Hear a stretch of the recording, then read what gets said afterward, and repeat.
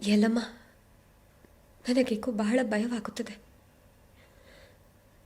ನಾನು ತೆಗೆದುಕೊಂಡಿರುವುದು ಸರಿಯಾದ ನಿರ್ಧಾರವೋ ಇಲ್ಲೋ ತಿಳಿಯದು ಎಲ್ಲಮ್ಮ. ಆದರೆ ಒಂದು ಮಾತಂತೂ ಸತ್ಯ, ನಾನು ಜಮದಗ್ನಿಯನ್ನು ಪ್ರೇಮಿಸುತ್ತಿದ್ದೇನೆ.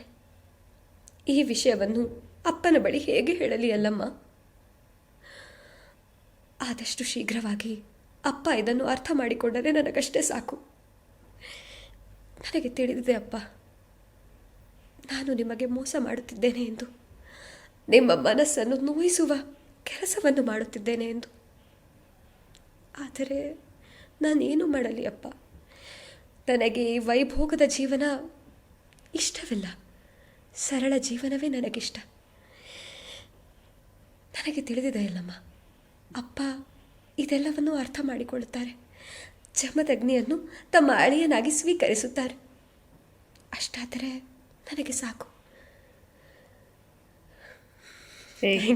ಸೂಪರ್. ಪ್ಲೀಸ್ ಎಲ್ಲ ಕ್ಲಾಪ್ ಹೊಡೆಯೋಣ ಪ್ಲೀಸ್. ಸಕ್ಕದ ಮಾಡಿದ್ರಿ ನಿಜವಾಗ್ಲು.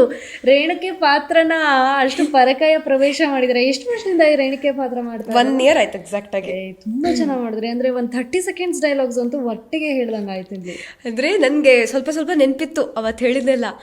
ಬಟ್ ನಿಜ ರೇಣುಕೆ ಅನ್ನೋ ಪಾತ್ರ ಹೆಂಗೆ ಅಂದರೆ ಎಲ್ಲ ರೀತಿ ಎಮೋಷನ್ಸು ಇದೆ ಅವಳಲ್ಲಿ.